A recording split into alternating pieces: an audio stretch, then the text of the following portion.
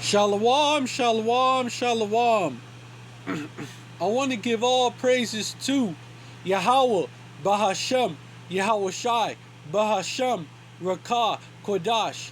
Double honors to the apostles and elders of Great Millstone who rule well, and peace and salutations to the Akim out there, spreading this truth like wildfire in all truthfulness and in all sincerity. And shalom to the rest of the hopeful elect out there. Alright. I'm about to read you an article from from September the 7th, 1 month before that attack in the so-called surprise attack by Hamas on know what I'm referring to, those who know, on the the small hats, aka the tunnel boys, imposters in our land.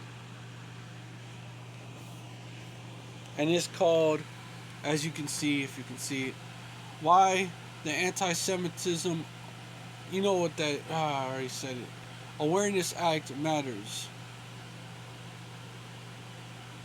I already said, but I shouldn't have. But why does it matter, that act?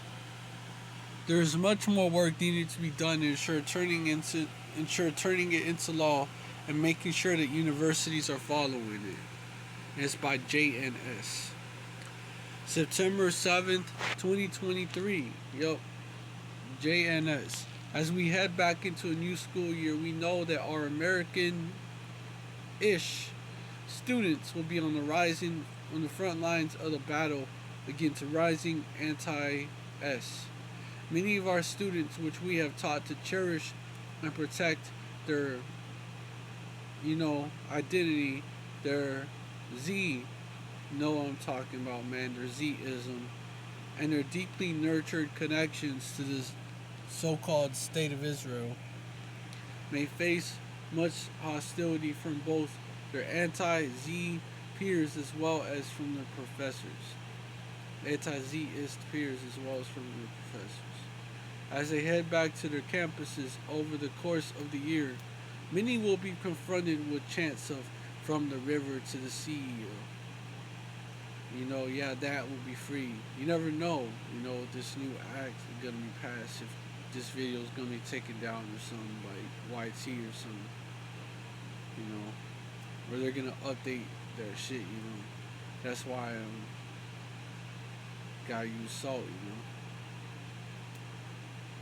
But y'all know what it says, man. Peace sign, will be free. They may have to endure mock, quote unquote, apartheid walls or quote unquote die-ins. This fucking article, like, that ain't even that bad.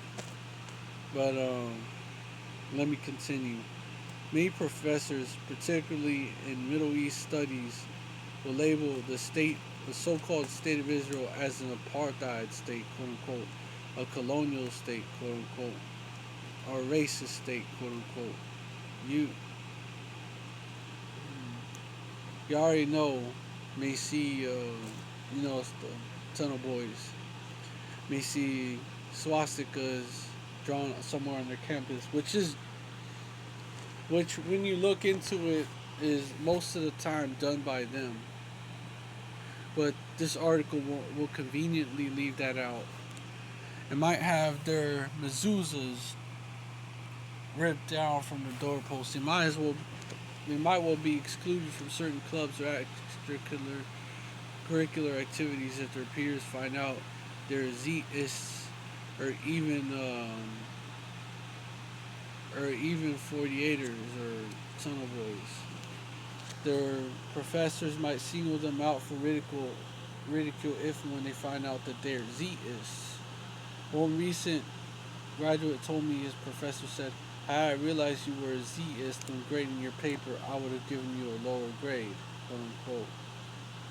Because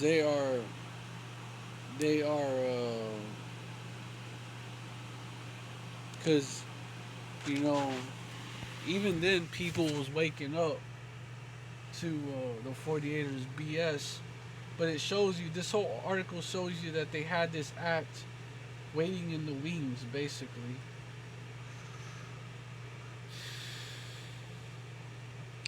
or what students, which all this is called backlash, but of course, Esau, especially Amalek, they don't believe that they are immune. They believe that they are immune to it, backlash and shit. They believe that they shouldn't have to go through backlash for the shit they do. Shouldn't have to suffer no consequences, like Cain. But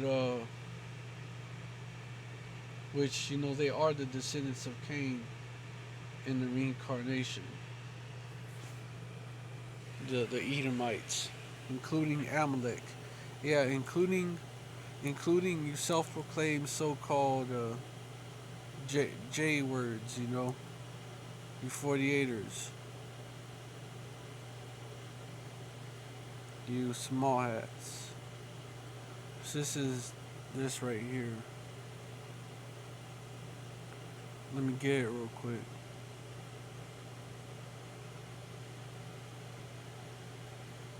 In Genesis 4 and 12, verse 11, verse 10, and he said, what hast thou? First he lied, didn't he? First he lied. Let me get this. In verse 9, and Yahweh said unto Cain, Yahweh Bashem Yahweh said unto Cain, where is Abel thy brother? And he said, I know not, am I my brother's keeper? Verse 10, so first he lied. And then he said, what hast thou done? The voice of thy brother's blood cried unto me from the ground. Verse 11, and now art thou cursed from the earth, which hath opened her mouth to receive thy brother's blood from thy hand. Verse 12, when thou tillest the ground, it shall not henceforth yield unto thee her strength. A fugitive and a vagabond shalt thou be in the earth. Verse 13, and Cain said unto Yahweh Shem Yahushai, my punishment is greater than I can bear. And I'm going to read the verses on down. And the verse 15 is a part of that, part of why, they have so much privilege. Especially Amalek. The average Edomite not so much. But especially Amalek. And that's why even the average Edomite resents Amalek. But verse 14, a lot of them do resent Amalek. But verse 14, behold, thou hast driven me out this day from the face of the earth, and from thy face shall I be hid, and I shall be a fugitive and a vagabond in the earth, and it shall come to pass that every one that findeth me shall slay me. Verse 15, and Yahweh Bashem Yahweh said unto him, therefore whosoever slayeth Cain, vengeance shall be taken on him sevenfold. And Yahweh Bashem Yahweh set a mark upon Cain, lest any finding him should kill him. That hedge, man.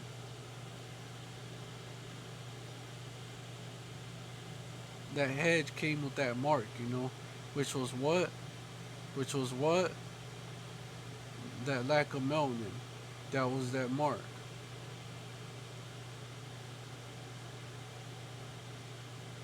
But nowadays, Esau, Edom, well, Jacob is intermingled with all nations, including Esau, Edom. So some people that look like Edomites are not Edomites. But also you have the flip side. There's tares among the wheat. So which the devil sowed. Who's the devil? Esau, the false accuser. So there's so-called black looking and Latino looking and native looking people that ain't really so-called black, Latino, and native. They're Edomites. But anyways, yeah, man, that was pale skin, aka that leprosy. It's a type of leprosy, aka aka hold on, aka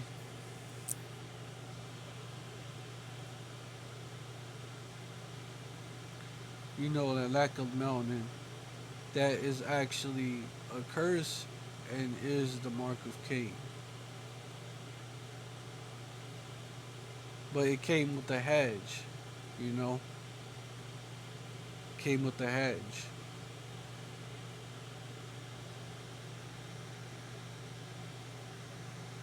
Because, Cain had to be the wicked. The descendants of Cain had to be the wicked back then, and then they reincarnated as the descendants of Esau to be the wicked today.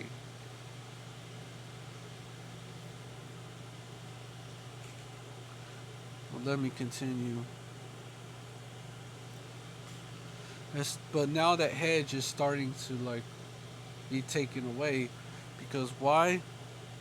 Why? Because the curses are starting to go from. This all ties in. This all ties in, by the way. The curses are starting to be transferred over to our enemies, which hate us and persecuted us. Deuteronomy 30:7. And Yahweh Shem Yahweh thy power will put all these curses upon thine enemies and on them that hate thee, which persecuted thee. And that includes Amalek. It definitely includes Amalek, which they were the financiers of the slave trade and the owners of the slave ships and of many large slave plantations. And Cristobal Colon, he was an Amalekite. He was a tunnel boy. When you do your research. And he led those Edomites, those Spanish-speaking Edomite conquistadors to Arsareth, aka the Americas, to conquer the Northern Kingdom, and brought Northern Kingdom as slaves back to Spain. So Amalek really is that chief house, the first of the nations that's behind it all. That act that they passed would definitely be against what I'm saying.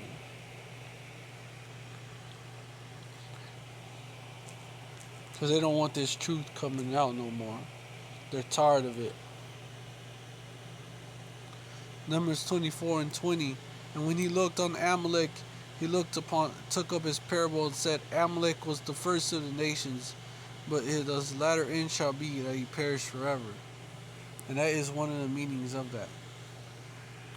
As you see, Amalek is on top of the world right now. But that's changing.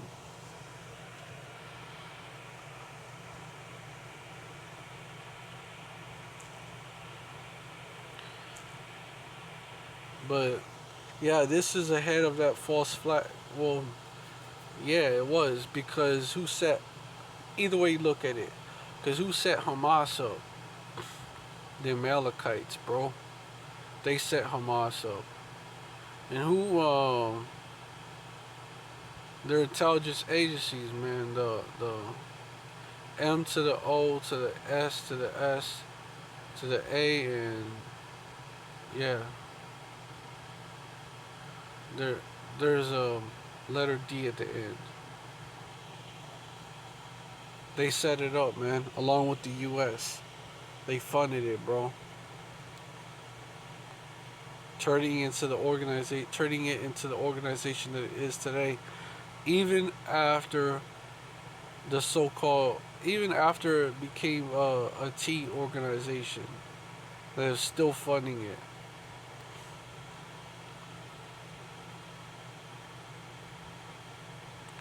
It has been exposed, man, that they do.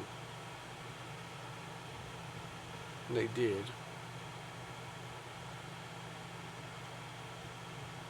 And they had knowledge before of what Hamas was gonna do. They had knowledge before, and they told the troops to stand down for 7 hours, let them do their thing. And then they exaggerated the story. And then also, there were cases where Israelite helicopters, well, choppers and shit, attack helicopters, were involved in the attacks on the civilians. just to, just so they could create more of a death toll, and they covered that shit up too. But this attack was totally orchestrated by the Israelite government.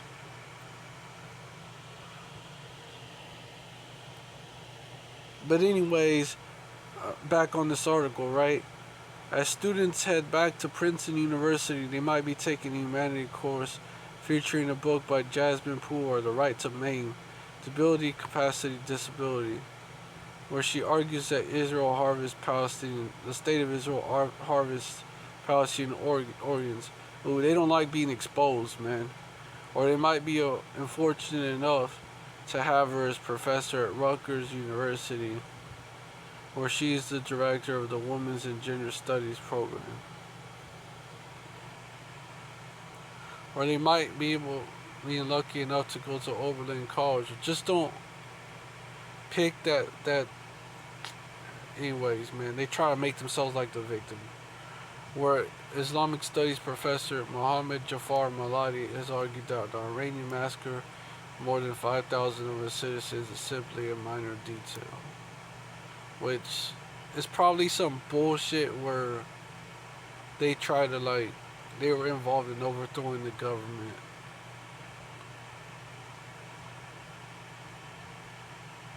But I remember some shit like that was going on in Iran, maybe around that time.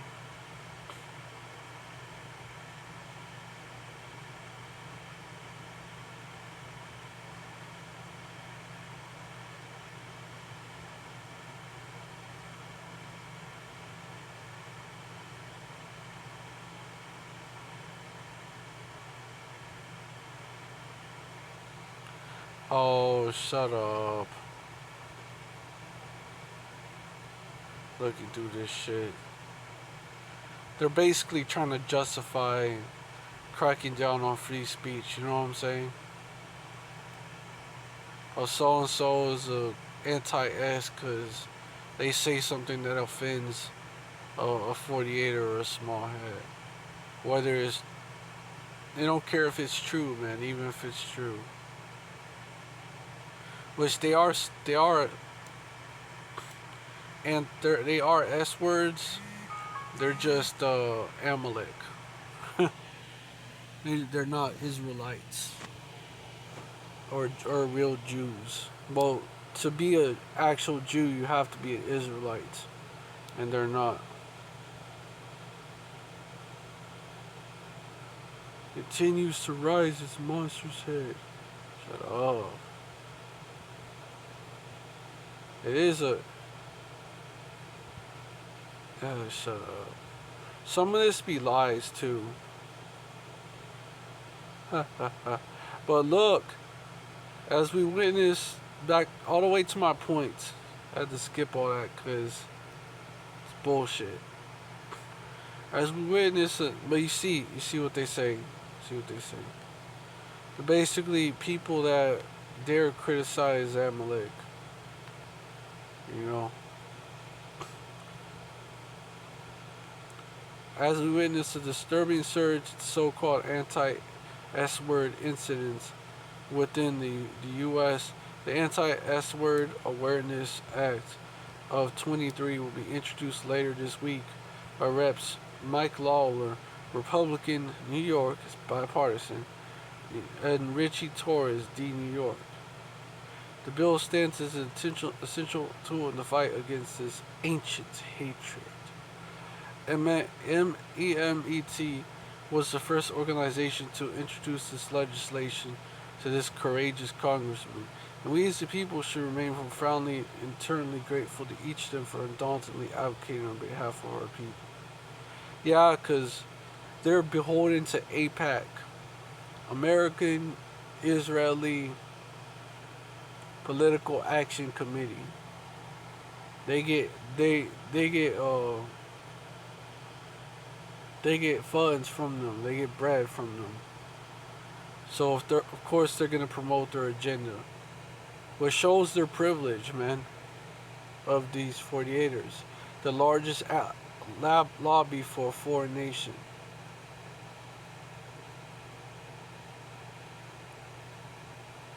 Oh, please.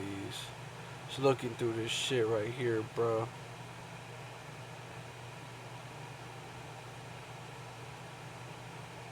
Yeah, because they call us anti-ass. However, they call us anti-ass, bro. And Palestinians are Ishmaelites. Ishmaelites are Semites. Or they're Shemites, actually. They're Shemitic. So how can they be anti-Shemitic? Doesn't make sense. Yo. Shut up. We pay enough attention to Iran, Russia, China, and North Korea. Shut up. This country pays enough attention to them.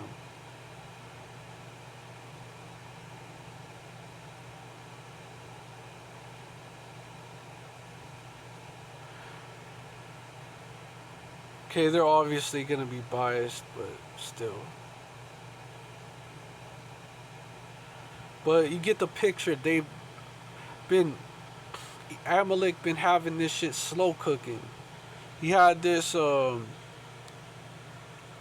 this anti S awareness act, in the cut, waiting, and then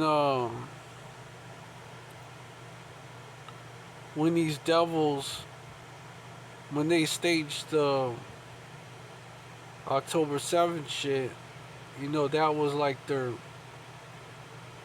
when they could start pushing it, and when they had a reason to push it, because what they did, because the truth that came out, it was such a shitty double F. The truth started coming out about it. Those who can peep what a double F is, has to do with the flag.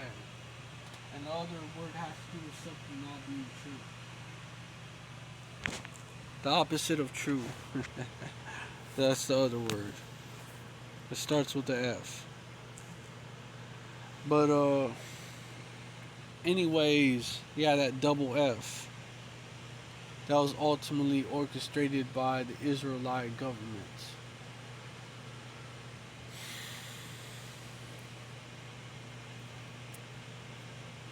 But yeah.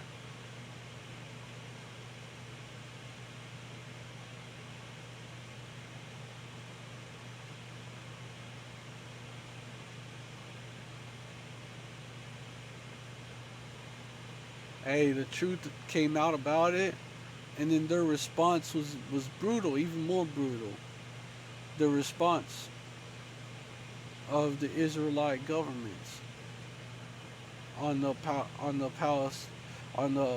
man. Do I gotta do that too? On the Palestinians, that it was, way, it was disproportionate to what the Palestinian, to what Hamas had so-called did, man. And even that was exaggerated. So what they actually did was not as bad as what they so-called did.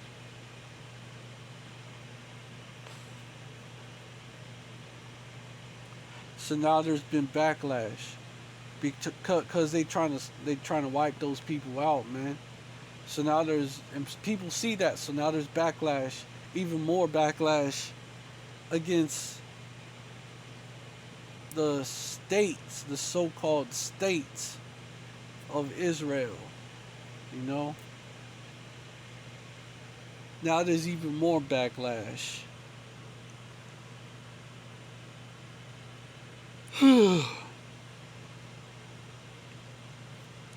And now they want to. So what they did is they co-opted the movement with Soros, who was himself a small hat. he himself is a tunnel boy, and they start funding it and setting up these these agitators within the movement to have it demonized on the news, man. And that they own. See how these devils been cooking up support for this bill, man? They provoked this reaction, and then they sent in their agitators, their agents and shit in the mix. That they paid, the people that are paid just to protest as redacted as brought out. Matter of fact, let me get that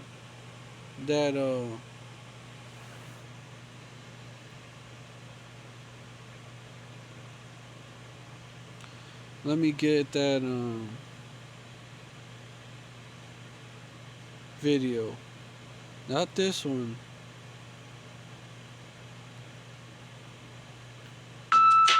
Just gonna go into that. 20 miles off of the $500 billion. Well, first, this is why they actually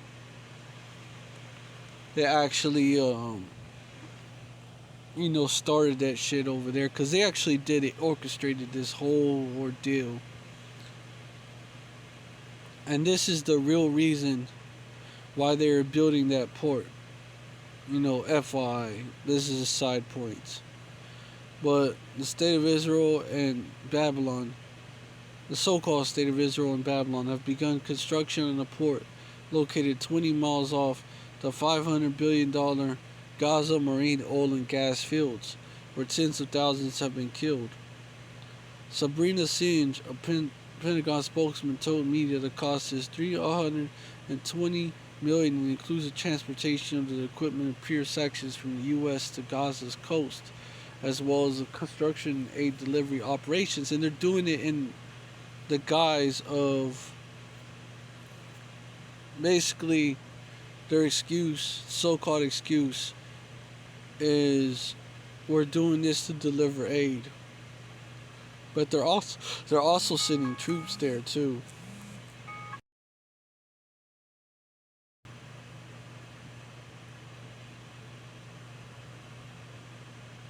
They're sending armed troops there as well.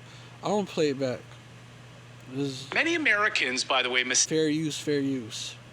Mistakenly believe that the President of the United States is a man by the name of Joe Biden, right? I think most people probably think that, this guy here.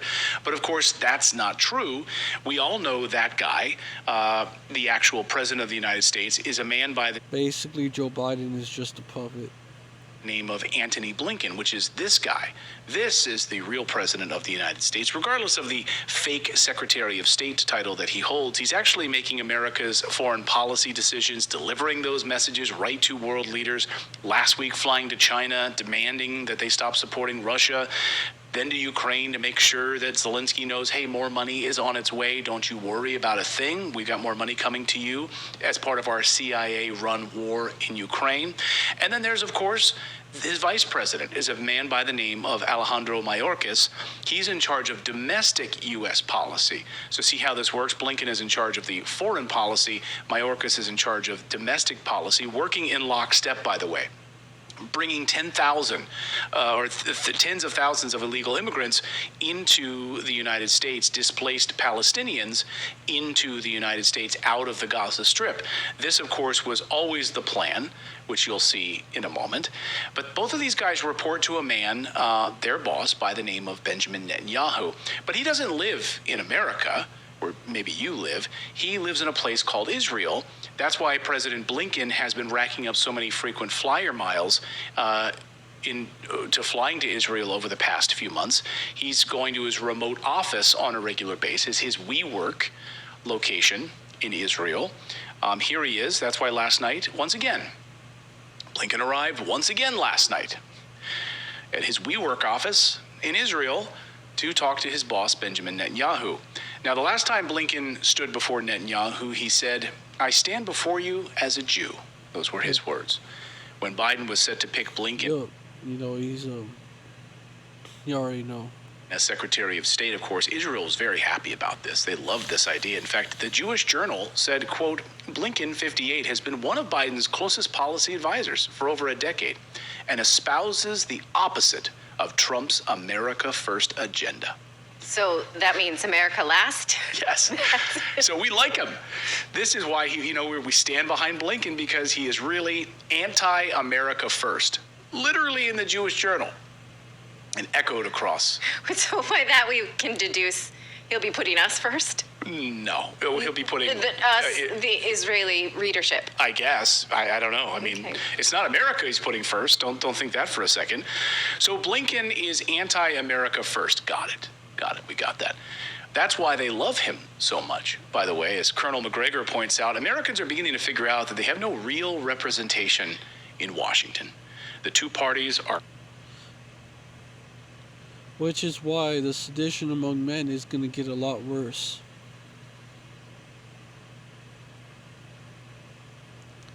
And let me get that.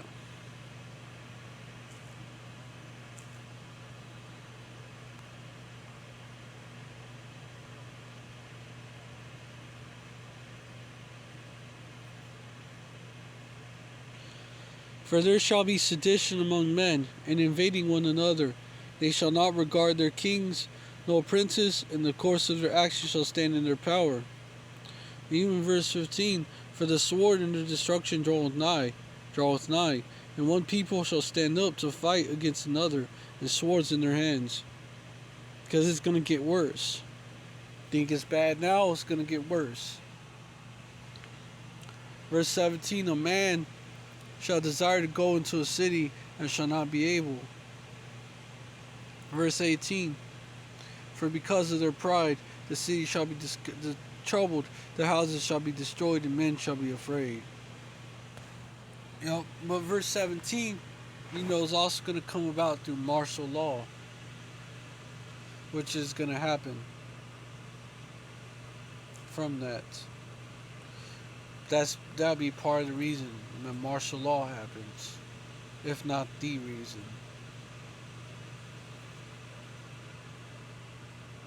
But let me continue, because it could be that reason. That could be what actually is causes. Basically, it's their excuse to lock shit down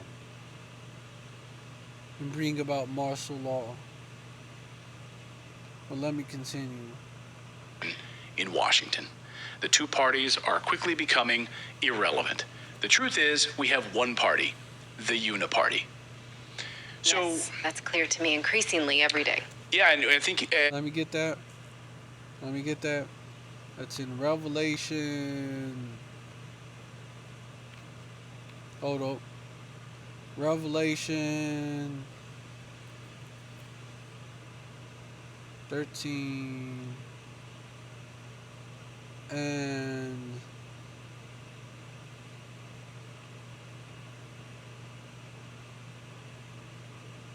let me get the two horns part right here. And I beheld another beast coming up out of the earth, and he had two horns like a lamb, and he spake as a dragon. Verse 12, and he exercised all the power of the first beast before him, and caused the earth and them which dwell therein to worship the first beast, whose deadly wound was healed. So two horns like a lamb, representing the two parties, or as Douglas McGregor put it, the Uniparty. Every day. Yeah, and I think as we get through the end of today's segment, again, in this segment that I'm talking about here, they really want to pit one against each other, right? But I want you to, again, go 30,000 foot level. Why are they doing this? Why is this all happening right now? Hey, Camel Toe Hunter, thanks for becoming a rebel. Welcome to the rebellion, Camel Toe Hunter. Thank you for becoming a member of the Redacted Rebellion. Hope you get that worked out. Yeah, hopefully comfortable. Hopefully get your camel toe worked out. But thank you for subscribing to the channel. I really appreciate it, Camel Toe.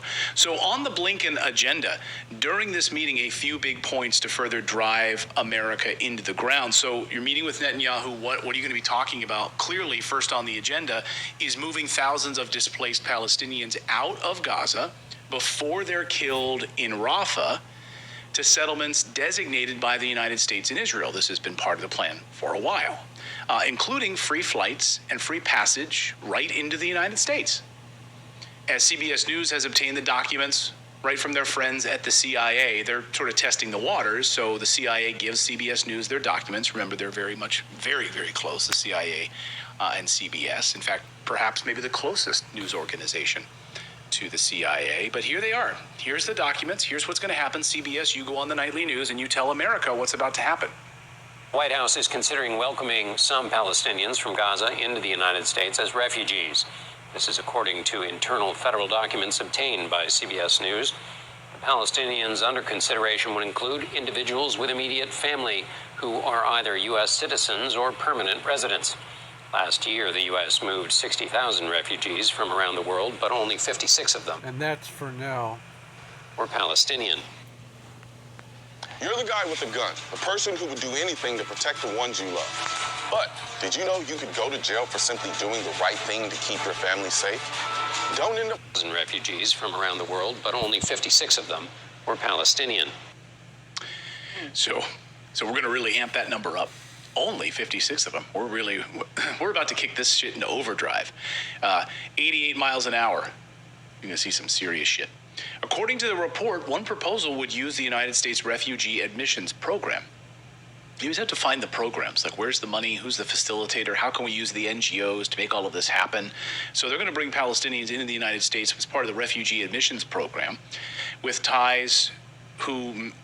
with U.S. ties who may have escaped into Egypt. Of course, that's been coordinated as well. We've also covered here the massive open-air concentration camp on the Egyptian side that's being built on the Egyptian side of Rafah. So when they're forced out of Rafah, if they're not killed, they'll be forced over into Egypt, or they'll be taken by the United States directly into the United States. That's what's about to happen here, that you cannot stay in Gaza any longer. You can't go home.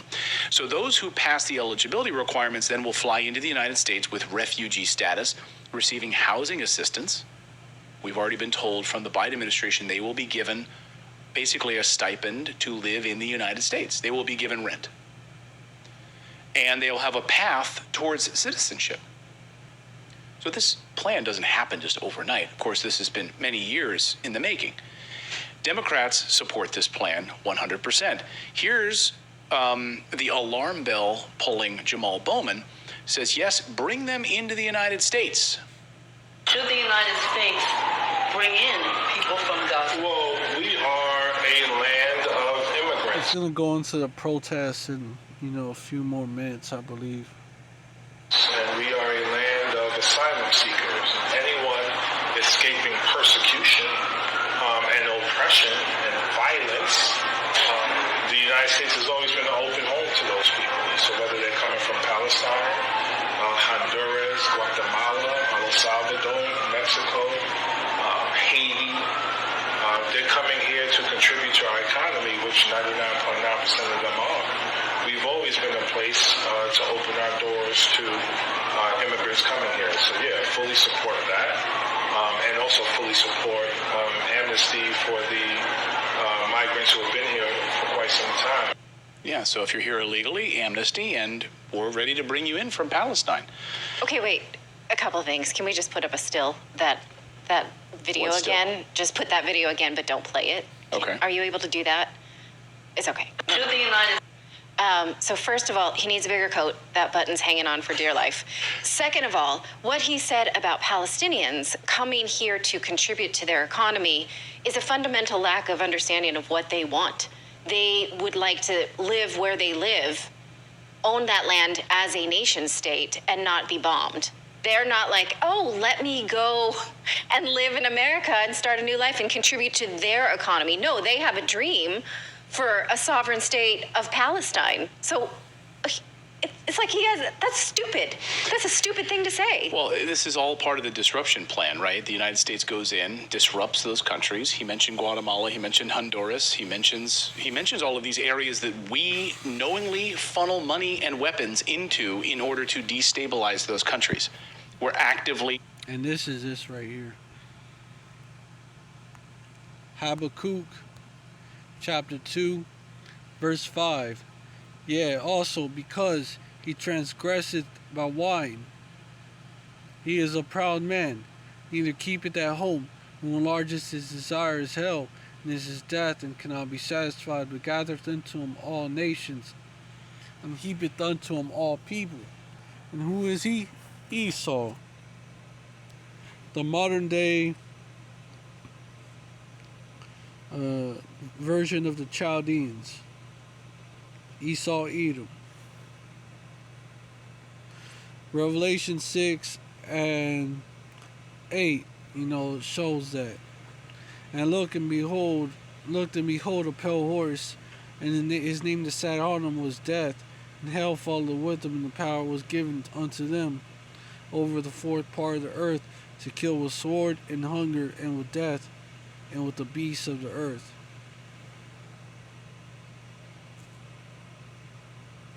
So Esau, that pale horse, is death and hell.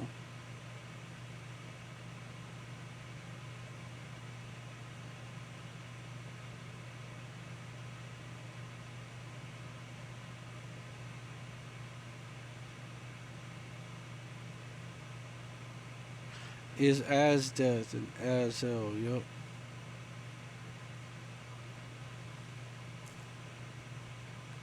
Because guess who's running shit in these last days? Esau.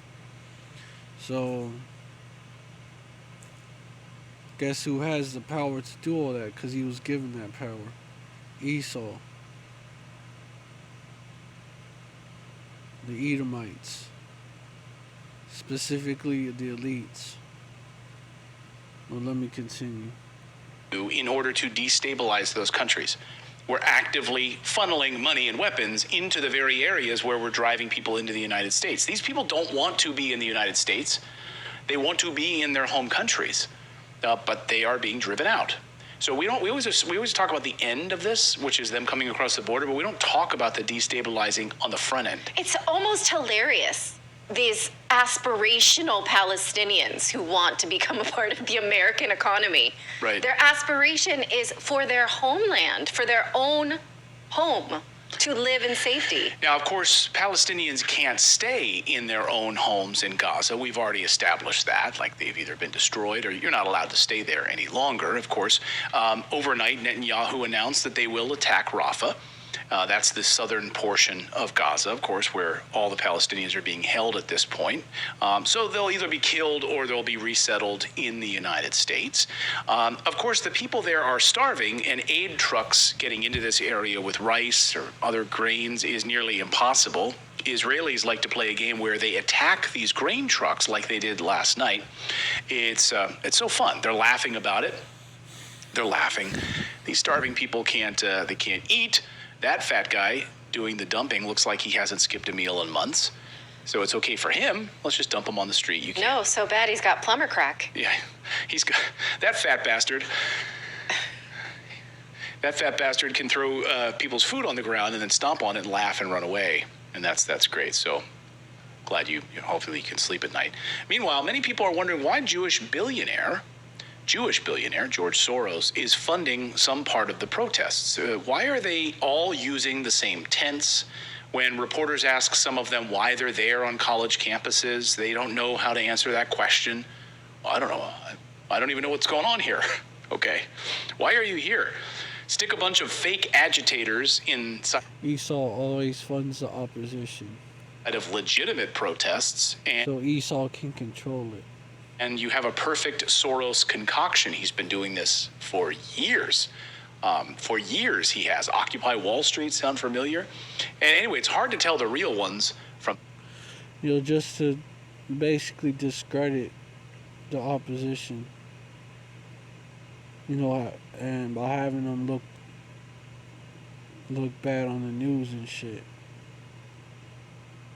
The fake ones. These occupations, of course, are being coordinated by the U.S. Campaign for Palestinian Rights, the USCPR.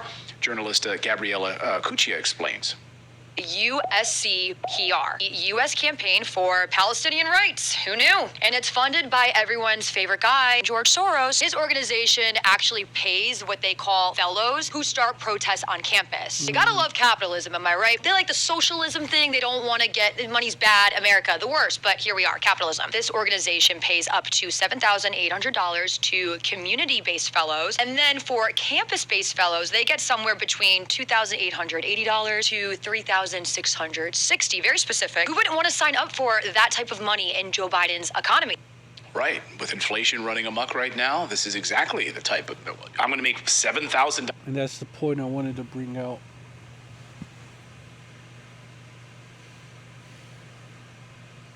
That's the point I wanted to bring out. These devils are funding that opposition.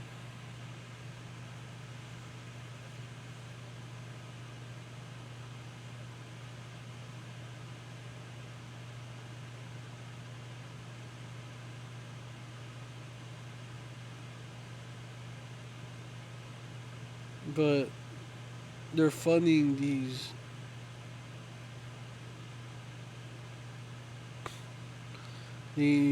basically fake protesters, these paid protesters that are just they're there protesting because they're getting paid for it, not because they give a fuck about the movement. And they're like paid agitators. They just, the more they do, the more basically they're gonna go all out for their check, man. And all I have to do is go and pretend that I care about something, and I'm not from that school? Sure, I'll go do it. Why not? We know that the protesters who seized Hamilton Hall at Columbia were outside agitators. In fact, not students at Columbia, we now know. Approximately 300 were arrested at Columbia University overnight, the majority of whom are not students there. Where'd they come from? Good question. So why would a Democrat Jewish billionaire pay agitators to stir up some shit on college campuses? Well, Kale. What's interesting is George Soros is a huge fan of Antony Blinken. In fact, George Soros loved Blinken's father so much that he even named one of his buildings after him. Even his own archive is named after Antony Blinken's father. So he loves the guy. So, true story, by the way. If Soros is on Biden's side, on Mayorkas' side, and Blinken's side, and Blinken is in Israel as we speak, what is really going on here? What do they want us to think about what's happening in the United States? There's a bigger game of chess being played here. Yep. Think deeply about this, and then ask, why also are Israeli lobbying groups also funding counter-agitators? They didn't get much coverage of this, of course, but this is absolutely happening, which was well documented a few weeks ago by Gray Zone's Max Blumenthal. Yes, the same strategy as Soros, but on the other side. What's the purpose of funding both sides of this fight? I don't know. Three-dimensional chess. Max Blumenthal has a question, though. Will all of these mass protests prompt the DNC to hold the 2024 convention remotely? This could be one of their goals, but that bill that I was going into, that was actually being talked about back in September 7th of 2023. Yeah, that's also another goal. To censor anti-Israelite speech, whether it's true or false. As Biden did with his entire 2020 campaign, walled off, and a walled-off inauguration ceremony.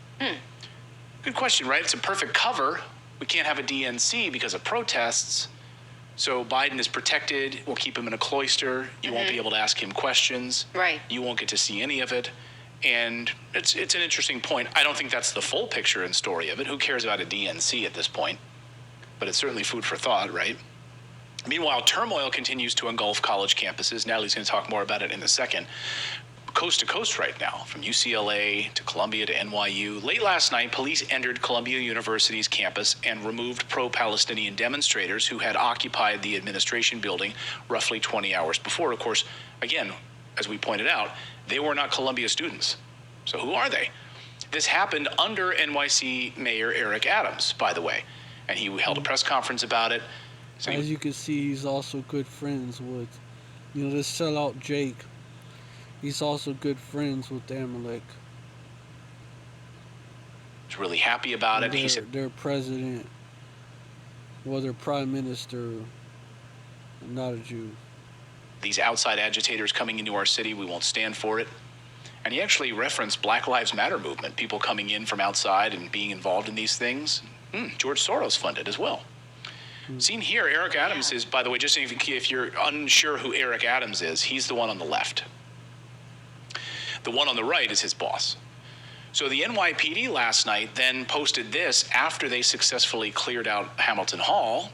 They posted this on their social media to show their support of Israel.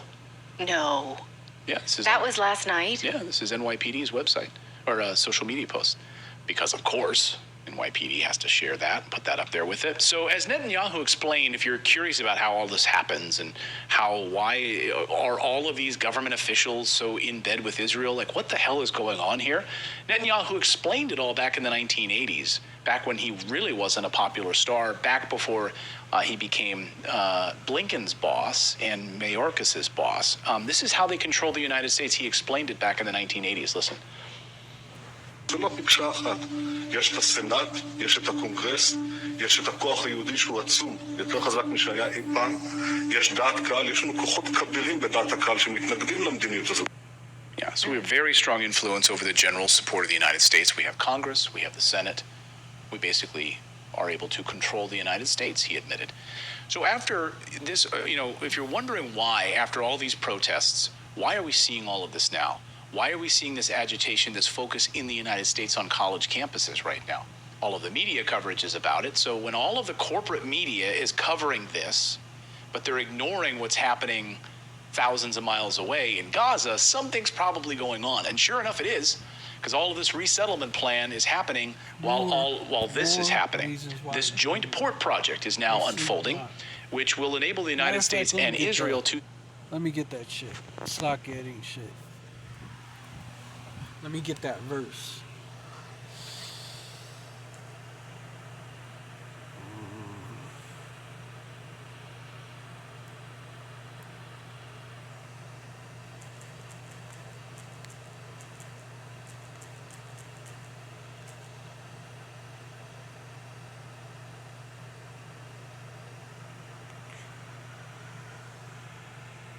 Proverbs 4:16. For they sleep not, except they have done mischief. For they sleep not, except they have done mischief. And their sleep is taken away, unless they cause some to fall. Verse 17. For they eat the bread of wickedness, and drink the wine of violence. And let me get this one.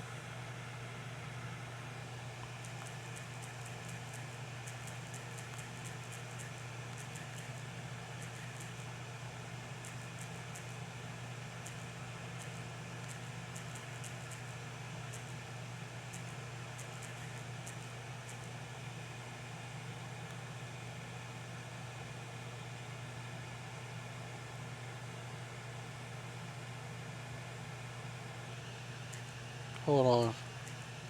May have to Google it. Yup.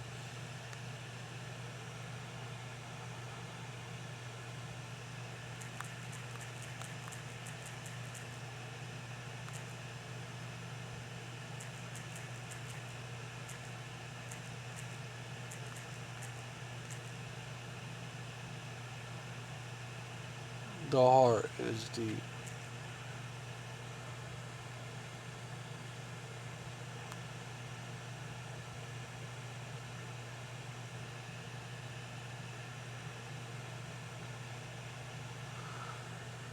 Let me read all this from 2 to 6.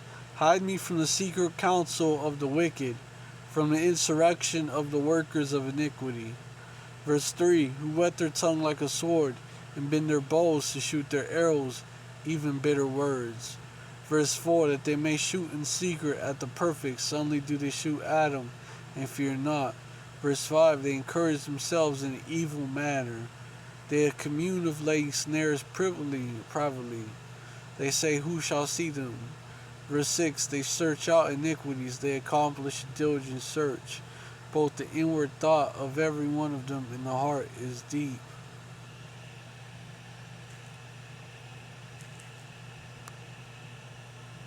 United States and Israel to steal all of that oil and natural gas just sitting off the coast of Gaza. So here you are looking at the foundation being built of our new port that will steal all of that oil and natural gas. Of course, all along, as we pointed out, guys, this is all about oil. This is all about money. This is all about natural gas. It's all about stealing resources. It's all about building beachfront condos. Right there. Look at this beautiful brand new port being built. How do you take 20,000 children in the middle of New York City without anybody seeing? Front condos. Right there. Look at this beautiful brand new port being built. So Fiora Isabel writes, the journalist says, Israel and the United States have begun construction on a port located 20 miles off of the $500 billion Gaza marine oil and gas fields where tens of thousands have been killed. Sabrina Singh, a Pentagon spokeswoman, told media the cost is $320 million and includes the transportation of equipment and pier sections from the U.S. to Gaza's coast, as well as the construction and aid delivery operations.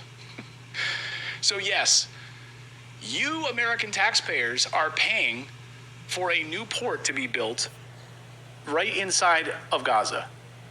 $320 million. Did you sign up for that? By the way, we now learned inside of that massive aid package to Ukraine and Israel last week that was passed by Congress, slipped in there, we now know, it was a massive plan for resettlement in the United States. Millions of dollars to resettle Palestinians out of the Middle East into the United States. So yes, and in true U.S. fashion, U.S. fashion, we're paying for this port. So our taxpayers are paying for this port, so we can bring aid into the people that we have displaced to build this port. Right, and so that's not even really bring aid to them, right? Really steal their oil, steal their natural gas. So, yeah, we've already done there's not going to be much aid needed left because they won't be there anymore. They're going to be gone. As you can see, we've cleared the area. You know, there used to be homes here. There used to be buildings here. Those are being cleared out. And, of course, a new port is being built with the United States and Israel in lockstep. So, yes, we're building this, and it will station 1,000 American soldiers to protect the theft of oil that we're about to embark on. Can you believe this? So Congressman Matt Gaetz sees right through this BS and questioned Secretary of Defense Lloyd Austin about this new pier project and U.S. soldiers being used as cannon fodder around the world when we should be focused here in the United States. Ms. Locken just said there'll be about 1,000 U.S. service members operating a pier system off of Gaza. How many of them will have guns, Mr. Secretary? Well, typically all of the deployed service members carry guns, and they have the ability to protect themselves if challenged. So if someone from land in Gaza shoots at our service members who are on the $320 million pier that we're building, you're telling me our service members can shoot back? They have the right to return fire to protect themselves. Now, well, do we think that's so? Now I want to move to the likelihood that you think someone from land in Gaza might shoot at our service members on this pier. Do you think that that's a likely scenario? That's possible, yes. This is a very telling moment, Mr. Secretary, because you've said something that's quite possible that could happen, right? Shots from Gaza on our service members, and then the response, our armed service members shooting live fire into Gaza. That is a possible outcome here so that we can become the Port Authority and run this pier. Right? That's correct. You know, I expect that we will always have the ability to protect ourselves. Boots on the ground. President Biden told the country that we weren't going to have boots on the ground in Gaza. And we won't. Okay, but you guys parse the distinction between, like, when Americans think boots on the ground, they think Americans in harm's way or engaged actively in a conflict. You guys seem to be sort of saying that boots on a pier connected to the ground connected to service members shooting into Gaza doesn't count as boots on the ground? It does not. I think you're going to find the American people have a different perspective on that. And if we're going to have people shooting into Gaza, we probably should have a vote on that, pursuant to our war powers. Oh my God. Okay, no. So is this like the new? I see this new tactic of where we don't declare war. I mean, not that we declare war anyway, but we just move soldiers into an area, and then when people shoot at them, they're like, "Well, they shot at us first, so Exactly. we had to Yeah. return fire." This is right. This is the plan. No, And this it is makes it literally a game of floor is lava. Like, I'm not touching the Right, I actual didn't- ground. or when our kids I'm are walking- floating on a pier. Don't touch the crack. Yeah. Don't touch the crack. If I can just somehow get on pogo sticks or something, doesn't count. So 1,000 American soldiers there, and yeah, and we're going to be shooting live fire. And he admits openly that this is the case. Brick Suit, I like this tweet. Austin would straight up outfit all American troops with Crocs, deploy them in the middle of Gaza, and then claim we don't have boots on the ground, just Crocs. Austin is just flat out lying with semantics. Ron Paul, my political hero, is not having any of this. He says, former presidential candidate Ron Paul, says sending 1,000 U.S. troops to build a pier in Gaza turns them into sitting ducks. And of course, this is exactly what the Biden administration wants. The Biden administration has openly talked about how it's only a matter of time before American soldiers are killed. So what is all of this about? Of course, it's all about power. It's all about oil, and it's about stealing these resources. Paul says the real problem is that we're funding this war. We're funding it. He says, forget about just the boots on the ground for a second. We're sending all of our money to fund this genocide and this war over there, and we're not taking care of America at all. Watch. You know, they're talking about boots on the ground, and that is important. But it is sort of unnecessary to think that is the big problem. How about our money landing over there? The stuff we buy, the weapons we buy, the financing of all the violence over there. That is where the real problem is. So yes, we don't have the soldiers with their. Hold on. That's another scripture.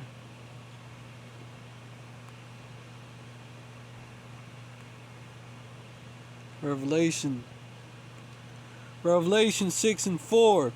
And there went out another horse that was red, and power was given unto him that sat thereon, to take peace from the earth, and they should kill one another. And there was given unto him a great sword. This is what these elites do. They create situations like this, and they fund both sides. And then the protests in Babylon, funding both sides too. That's what they do. We don't have the soldiers with their boots on the ground. We're going to put them on a pier to make sure that we don't look like we're vacillating and not knowing what we're doing.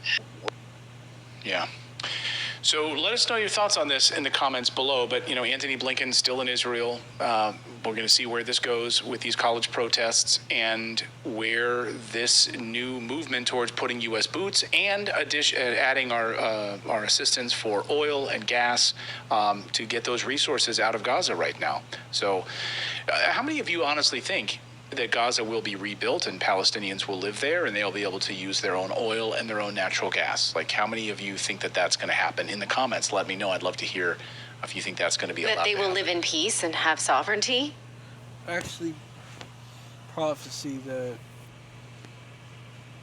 what's happening to Gaza right now is actually prophecy.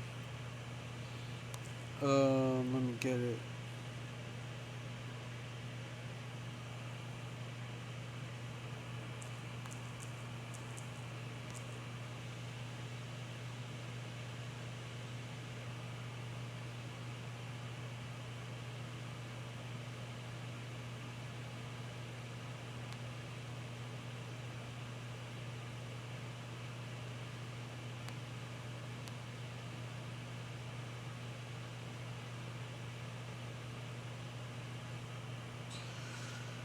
Zephaniah 2:4.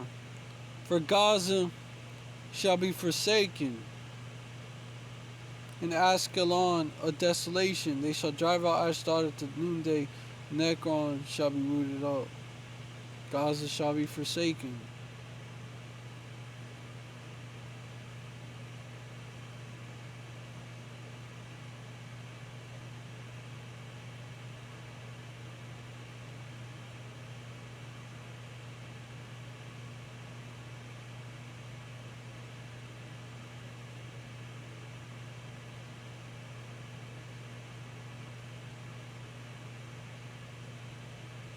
Even this. Because them Ishmaelites, because those are Ishmaelites, those are not the original Philistines, which is where the word Palestine come from. They're not the original Philistines. The original Philistines were Hamites, so-called Africans. They're not the original ones. But also Ishmael, along with the original inhabitants of Gaza, which were so-called Africans, participated in the slave trade of our people. Delivered them up to Edom. Carried away captive the whole captivity to deliver them up to Edom. Amos 1:6. For thus saith Yahweh Hashem Yahushua, for 3 transgressions of Gaza and for 4 I will not turn away the punishment thereof, because they carried away captive the whole captivity to deliver them up to Edom. Verse 7. But I will send the fire on the wall of Gaza, which shall devour the palaces thereof.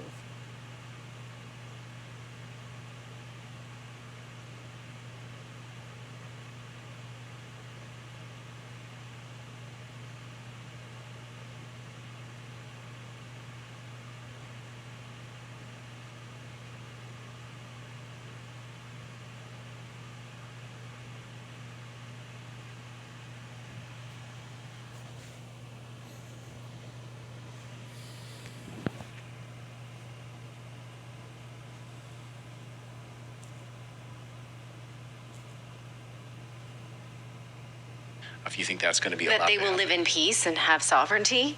Yeah, if that will happen. Yeah. I'd be curious about that. It feels like... Because ultimately, Esau, he's that sword, man. Let me get this first, though. Ashdod.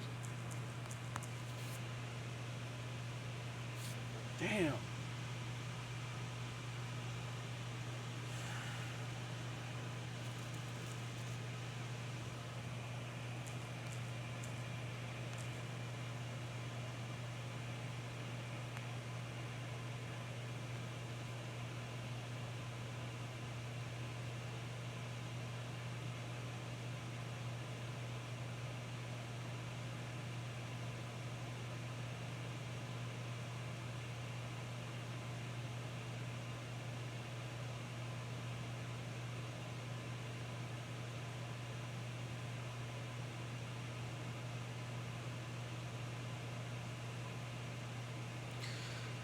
Zechariah 9:6.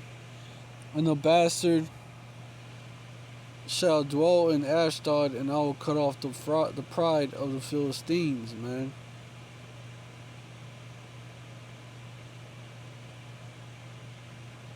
And that bastard is Amalek. But hold on.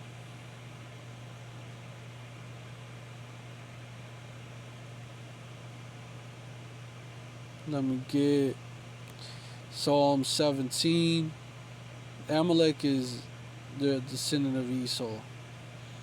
Let me get Psalm 17:13.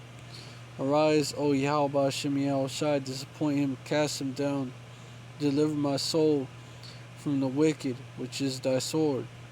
And the wicked is Esau.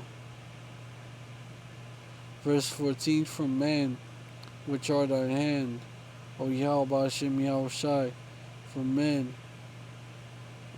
O Yahweh Hashem Yahushai, for men of the world, which have their portion in this life, in whose belly thou fillest with thy hid treasure. They are full of children, and leave the rest of their substance to their babes. That's Esau all the way.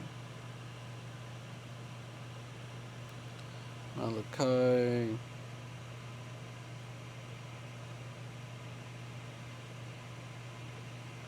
Nah, it's in chapter 1, verse 3. And I hated Esau, and laid his mountains and his heritage waste for the dragons of the wilderness. That's verse 3. Verse 4. Verse 4. Whereas Edom saith, we are impoverished, but we will return and build the desolate places. Thus saith Yahweh Hashem Yahushai, they shall build, but I will throw down. And they shall call them the border of wickedness, and the people against whom Yahweh Hashem Yahushai hath indignation from forever.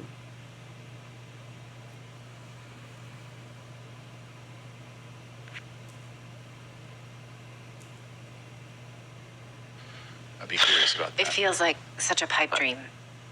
Curious. Yeah, and I mean the thing is, you could ask that question from now backwards of 20 years. 20 years pass, and the answer would still be the same from me. It's right. Yeah, it seems so unlikely. 60 years, really, since since the establishment of Israel. I'll be curious too, because United States and Israel created Hamas, as they like to say. The United States and Israel combined, and they didn't have weapons until the United States gave them weapons, and of course Israel created them. Yep. Will we continue to support them in this way? It's the perfect, we think about the agitators in the United States in these protests, and then you think about Hamas as being funded by the United States and Israel and weaponized by the United States and Israel. Like, what kind of a big three-dimensional chess game are they playing here? So the horrors that Hamas carried out on October 7th, capturing civilians, capturing Israeli hostages, going to the music ceremony and grabbing hostages and horrific killing of civilians, which did happen. But who funded them? Who gave them weapons? So this big, think bigger about all of this. Like, what do they want to have the outcome be here? And why was there stand-down orders given to Israeli soldiers on that day to sit back and wait to allow all of this to happen? Well, you're seeing the port being built. So start to think about where this money is flowing, and it's all about the money, resources, and oil right now that's coming. That's going to be sitting on billions of dollars in resources. I really hoped you enjoyed watching this video. YouTube thinks that you'll actually... All right, that's... basically that brought out several points of why these devils been plotting, like they always do.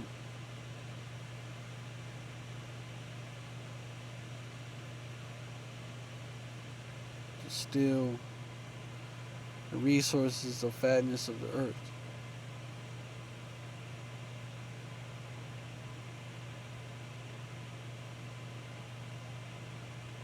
Using the sword, like it says in the blessing, Genesis 27.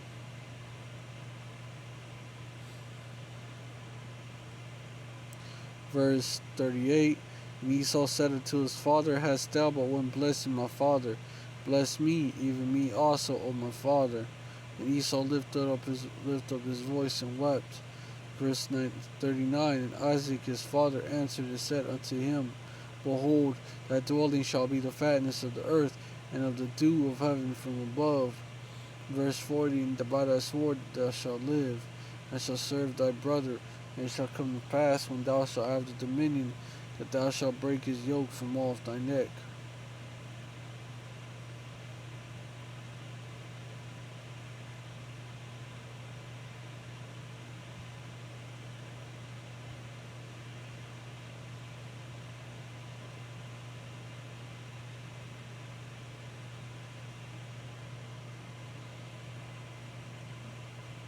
Let me get...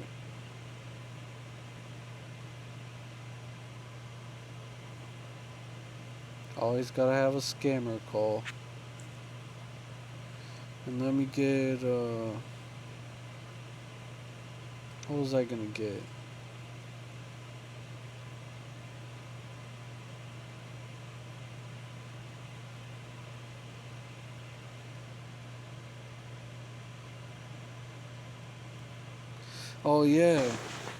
Oh yeah, I could get this one.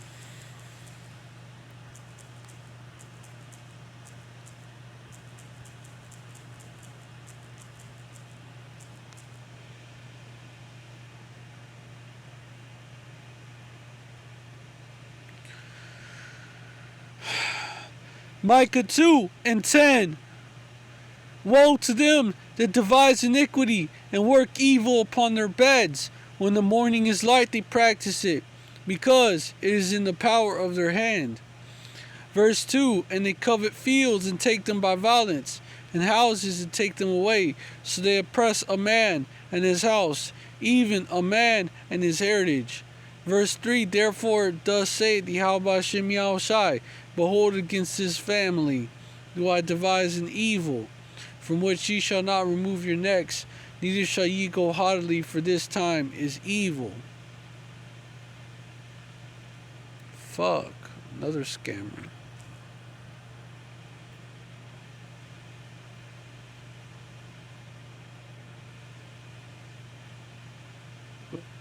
Yeah, you know, this is what these devils do. Well, let me also get Isaiah 10:1. Woe to them that decree unrighteous decrees, and that write grievousness which they have prescribed, which is that anti-S law. Verse 2, the anti-S bill, but it's soon to become a law because basically the small hats, the tunnel boys, they own Babylon. Verse 2, to turn aside the needy from judgment and to take away the right from the poor of my people, that widows may be their prey, and that they may rob the fatherless. So these devils definitely decree unrighteous decrees.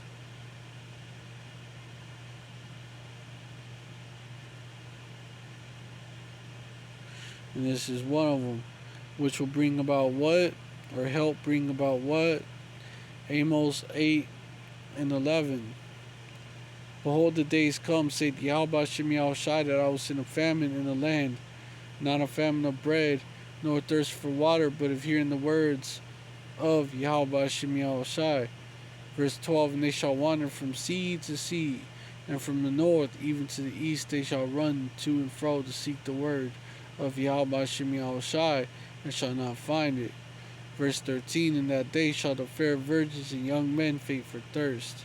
Verse 14, they that swear by the sin of Samaria and say that God, O Dan, liveth, the same 2/3 come back, and the manner in Beersheba liveth, even they shall fall and never rise up again. Yeah, these 2/3 are going to fall because Isaiah 33:6, they're not going to have access to this. And wisdom and knowledge shall be the stability of thy times, and strength of salvation. The fear of Yahweh Bahashem Yahweh Shai is his treasure.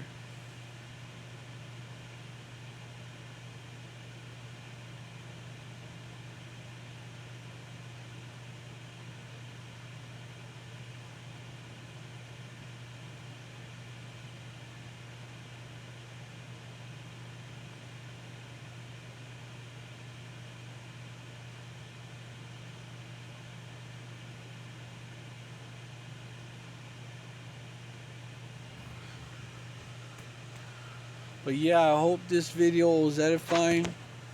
I want to give all praises to Yahweh Bahashem Yahweh Shai Bahashem Rakah Kodash. Double honors to the apostles and elders of Great Millstone who rule well.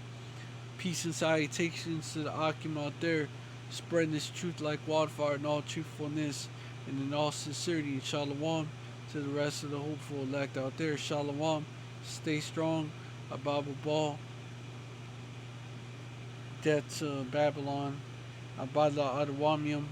Death to these other nations. Death to these Edomites. Abadla Adawam. Abadla Gawayim. There you go. Death to these. That's death to these other nations.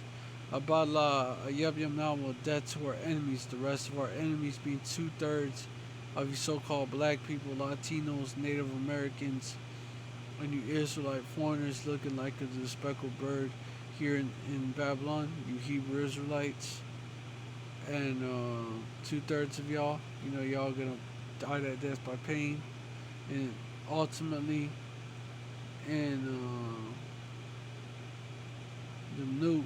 that nuclear fire, man, in that lake of fire. And also death by pain is also coming to wicked Israelites scattered to the four corners of the earth who ain't gonna repent. You know, the other forms of death, not necessarily the nuclear fire, but other forms of death are coming to y'all, like pestilence, wild beasts,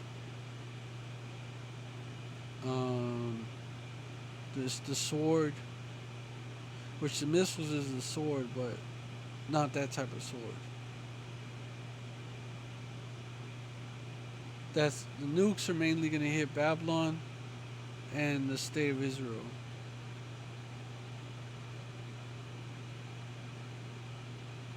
But yeah, that, even cannibalism, because of the famine.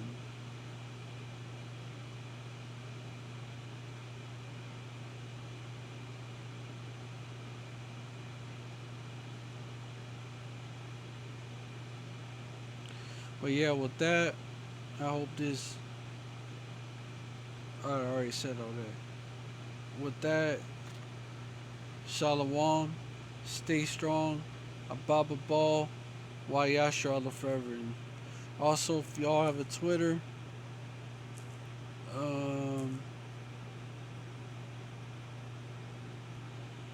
sub to this.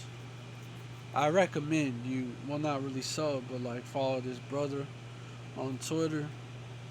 His brother be bringing out the news. That's how I was able to find this article, because his brother posted it. But yeah, Shalom, stay strong. Ababa Ball. Yashar Allah forever. Oh yeah, Shalom, stay strong. Yashar Allah forever. Wa Abad Babal. Shalom.